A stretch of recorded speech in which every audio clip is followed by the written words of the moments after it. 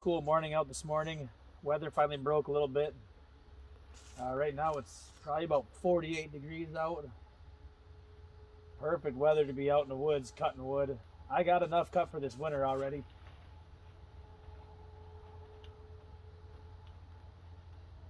A couple deer ran out of here this morning, so see if they're still here or not. I think they took off, but yeah, we got enough cut and split and stacked already for this winter. But you can never have enough, so usually this time of year I'll stop splitting and I will just start bucking up logs, throw the rounds in the back of the side by side, take them back up to the house, make a big pile out of them. I'll split them. I'll split some more this fall yet. It's not even really fall yet. It's mid-September, but it's getting there. So I'll split some more this year yet, but a lot of this stuff will be next year's wood. But you can never have too much. You never know what winter's going to be like. We had one winter a couple years ago where it was sub-zero temps. 10 below every day for probably 3 weeks. So, that was not a fun winter, but we're gonna get at her and get some stuff ready for next year. Stick around. Like what you're watching? Thumbs up and subscribe. I'm not doing this for the money or nothing. If I could make a little bit, that'd be kind of nice, but I don't think I'll ever get there. If I do, that's great. If not, that's fine too. Some people like watching this kind of stuff, so we're gonna get at her. See how far we can get today. We'll get a load in the side by side. That's about it. I worked last night, so we'll get a load cut and then take her back. We'll throw her in her pile, and we'll probably hit the bed after that. But these haven't been started yet this morning. Actually, neither of these saws have been started in probably, I don't know, 3 weeks, a month. Maybe it's been a month. It's been a while, but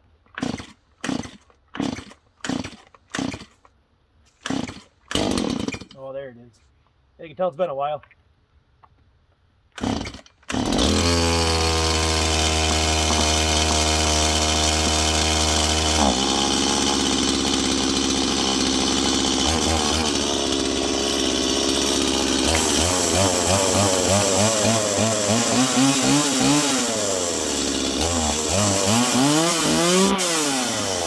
Here we go.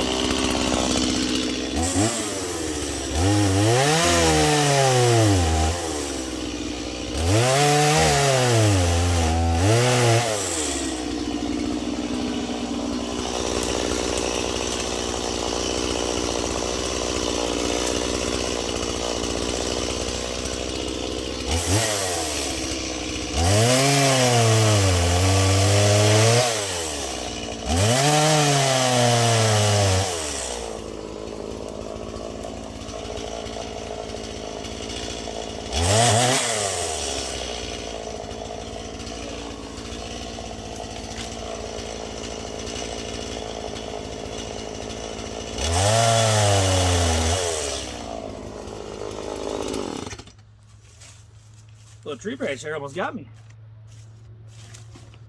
Oh. I always carry 2 saws on me. MS-170 I use just for limbing and marking my logs. I got 271 Farm Boss. That's what I use primarily. We got a big saw on the farm, 661. Big saw. It'll take a lot out of you to run that thing all day, so.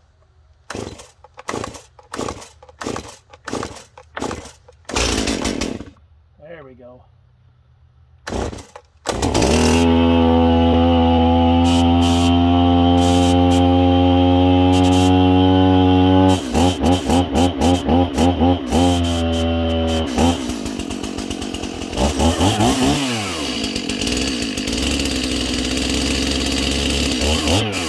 I really like this saw. Sometimes I wish I had one a little bit bigger, like a 361, but this one does really well.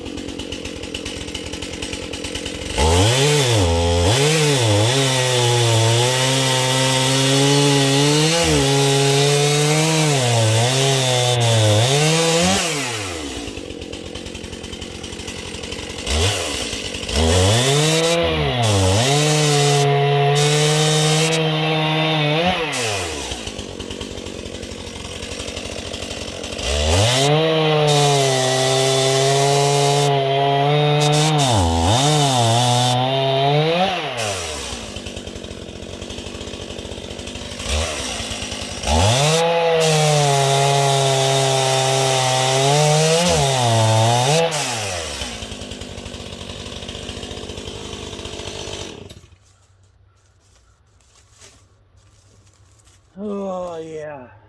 Beautiful morning out. God, I love it like this.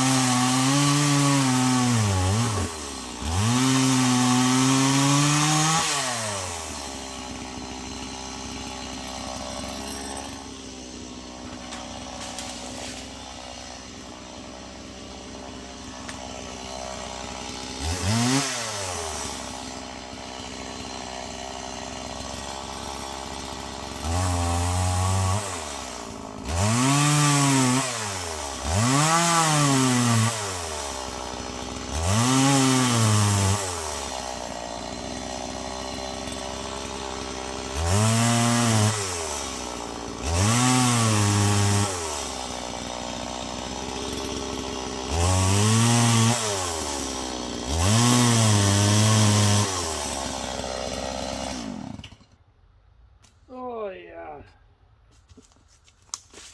I love doing this when it's this kind of weather out. Middle of summertime out here in the woods. Muggy, sticky, hot, bugs are all over the place. Not enjoyable. This time of year, you know, light sweatshirt weather. Gorgeous out here.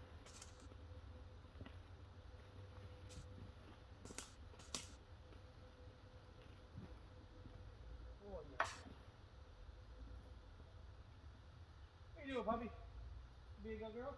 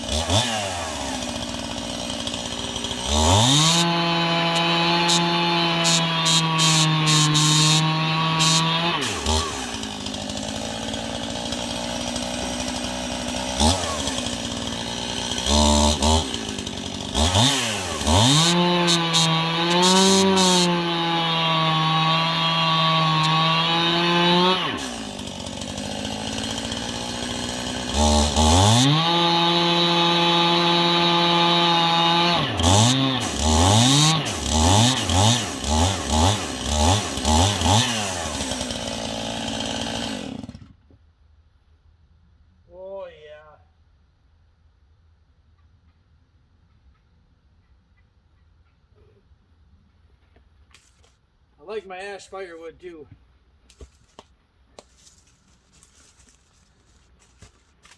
I mean, it's sad that it's dying. I think I say that in just about every video, but it really is. It's sad that it's dying out. They're good trees, you know, hardwood. Got my trusty hookaroon.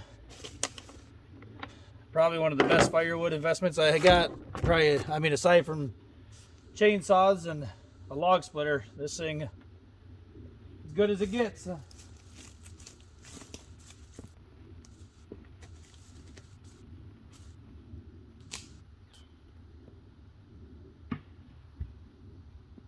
yeah. Watch out, puppy. That's the good stuff. Nice, solid, straight grain. I don't know if anybody noticed, but I cut mine a little long. Longer than most. I cut mine 18 inches. My wood stove is 21 inches inside, so 18 works out perfect.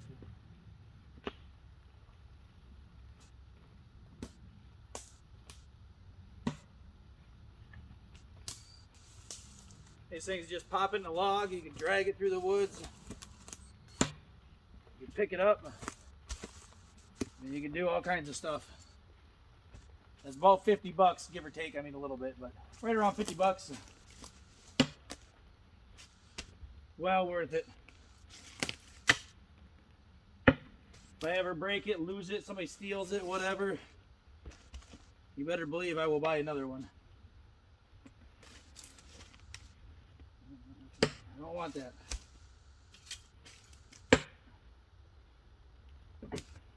Oh.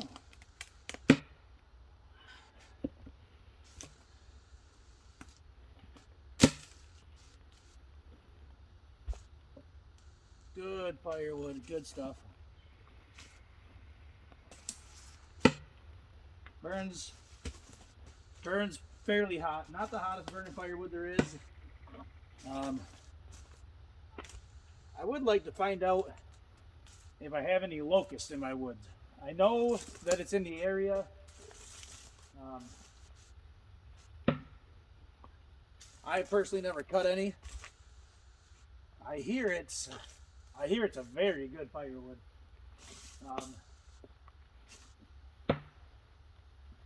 Burns very hot.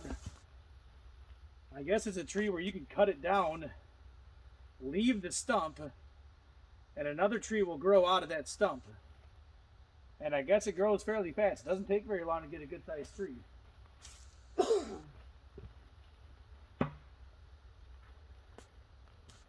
I mean, I'm not some kind of crazy environmentalist, but I mean, I care about the environment. You know, I'm not dumping all kinds of oil and stuff in my backyard, but there's a lot of people out there who will say, well, if you care about the environment, you wouldn't burn wood. Well, yes and no. I disagree with that. I have read that wood, whether you burn it, now this would be different if you cut down live trees. I don't cut down live trees. I only cut up stuff that's already dead. I have tons of it. Probably, I don't even know, 10 years? Probably 10 to 15 years worth of dead wood laying on the ground out here, at least. Whether you burn this or I leave it lay here on the ground and rot, it will emit the same carbon dioxide, CO2, whatever you want to call it. The gases that you get from burning it come out from natural decomposition anyways. So whether you burn it or leave it here to rot doesn't make a difference. It's still going to end up in the environment. Might as well burn it. That way I'm not burning propane. I have a propane furnace. I try not to use it. Mostly because of cost. I had a pellet stove for a lot of years. Before I bought my wood stove, I really looked into buying a pellet machine to make my own wood pellets. I got a buddy who owns a sawmill. I could get endless supplies of sawdust if I wanted them. But the machines were just too much. There's quite a bit goes into making them as far as drying and moisture levels and stuff like that. But the machine itself, just to make the pellets, they varied. The closest I could find was somewhere between maybe $2,000 to $4,000 for a machine. That's a big upfront investment to burn wood pellets. I mean, and if I did that, I probably would have bought a new wood stove or a new pellet stove, because mine, not the most efficient. It was an older pellet stove, but it worked well.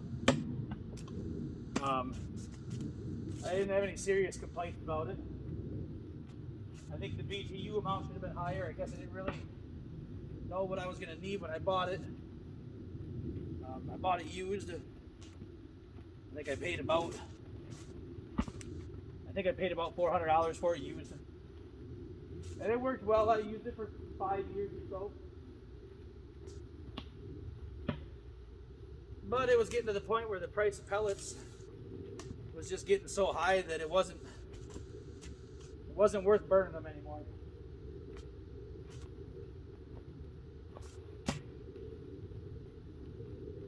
Now this fall you might see some videos. I do have a couple of standing dead ash trees that need to come down. They make me very nervous. I've cut down a couple, not many, 6, 7. I'm not going to tell you I'm a professional lumber, logger by any means, but I'm not. I'm very cautious when I cut down trees, especially standing dead ash trees. Very cautious when I cut them down. They're brittle, they break. A lot of people in the area, surrounding areas, have died cutting down ash trees, cutting down any trees in general, actually, but ash trees, I think, are by far the worst. I don't think people understand. I brought this with me, but I never did use it. I don't care to use it, but I bring it with me just in case. I don't think people quite understand how much actual potential energy there is in a tree branch that's hanging,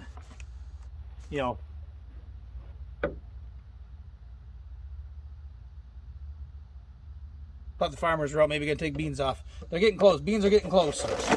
Some beans have already come off. Not out here yet, but yeah. But anyways, the potential energy in a piece of wood that might weigh, even 20 pounds, that's 35 foot up is just tremendous.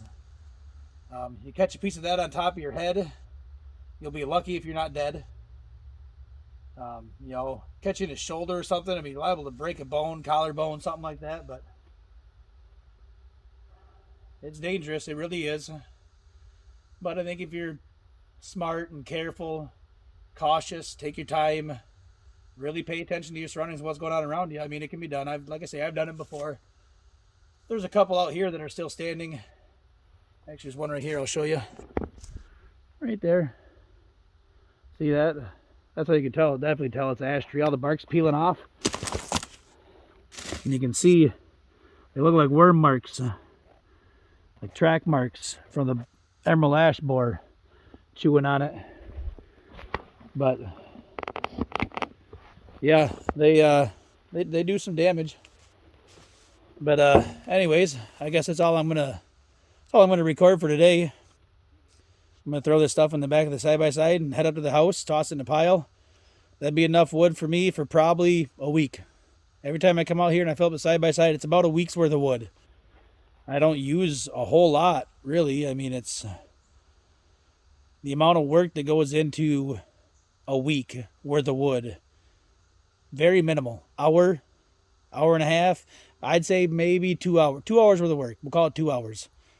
an hour of cutting it, and probably an hour to split it and stack it. And, so I mean, if I spend 2 hours every other week, I have more than enough wood for 26 weeks out of the year. We don't burn for 6 months, I can tell you that. We burn for probably 4. Yeah, 4.5. November, usually mid-November, we're gonna light the stove up, depending on how cold it gets. Maybe a little bit beforehand, but not much. And we'll burn till April. So all of December, January, February, March, part of April. So yeah, 4.5 months. So I mean, every other week, and sometimes if I get a day off or something, I'll cut up a month worth of wood and in one bang. And like I say, I'll cut this up and I'll just throw it up by the house, and then I'll stack up 2-3 months worth of wood and then go through and split all of it. So I'm not constantly back and forth and split a bunch of it, stack it all at once, and then be done with it. Let it dry out and let it season. Wildly overlooked. Let your wood season. But yeah, you guys have a great rest of your day, and we'll catch you on the other side. Keep on living that best life, guys.